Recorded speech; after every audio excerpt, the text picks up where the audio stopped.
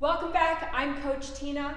Today we're talking about wrist pain. If you have wrist pain when you hold a dumbbell. This was actually a question sent to me and I wanted to cover it because this probably is pretty common for some people who maybe are just starting to work out or haven't worked out in a while.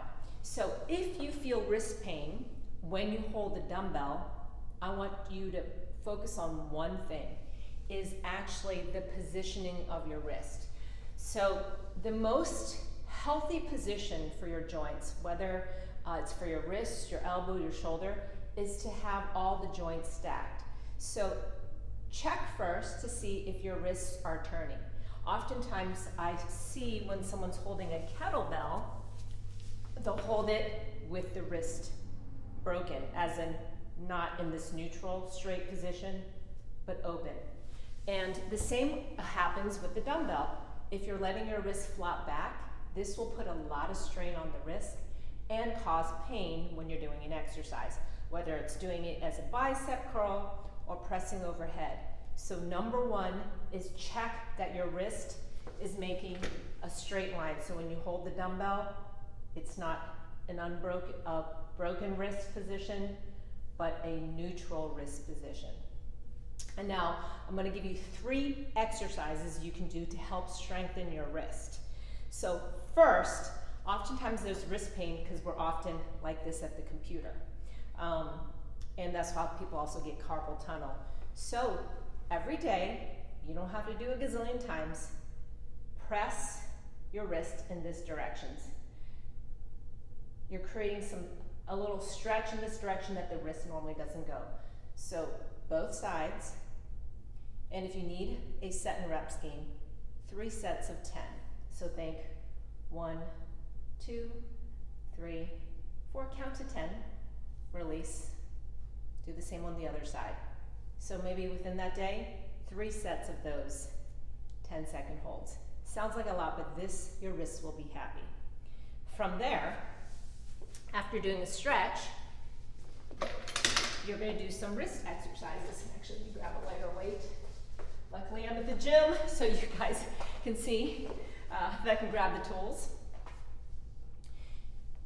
The forearm will be resting against the surface. You'll have a dumbbell, so you can see me. The wrist will help lift the dumbbell, slowly lower, and then you can bring the wrist back up. Sorry, I gave you the wrong directions. Your wrist will lift. The other, blah! You're gonna lift with the other hand, and the wrist is doing the exercise on the slow lower. So it's called an eccentric. So lift with the other hand, slowly lower with the working wrist. You're also gonna be doing a set of 10. If both wrists are not hurting, I would just do that on the one wrist. So if only your left wrist hurts, then you'll work on the eccentric on the left. The right hand helps lift the weight. The left wrist does the work. So that's the second exercise that you can do for your wrist to help strengthen it. And the last is working on your grip strength. The grip strength will also affect your wrist. And the best way to practice grip strength, you probably do in everyday life when you go grocery shopping. It's called a farmer's carry or a suitcase carry. Farmer's carry is when there's 2. Suitcase carry is 1, like holding a suitcase. This is about 45 pounds in my hand. And you can either just stand with a nice tall posture, or you can walk around with it. You're doing it for time. Walk in, come back. You might start off with 30 seconds as the first time you do it, and then go on to work into 45 seconds. But that in itself works on your grip strength. So what you need to remember is always having your wrists neutral. That's the posture part. And the 3 exercises is stretching your wrists in the opposite direction, working on the negative, so as in the weight gets lifted and slowly lowers on its own. You're supporting your forearm as you do that. And the last one is the carry, working on your grip strength.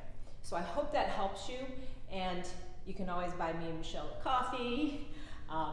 Be sure to like this post and subscribe down below, and I'll see you next time.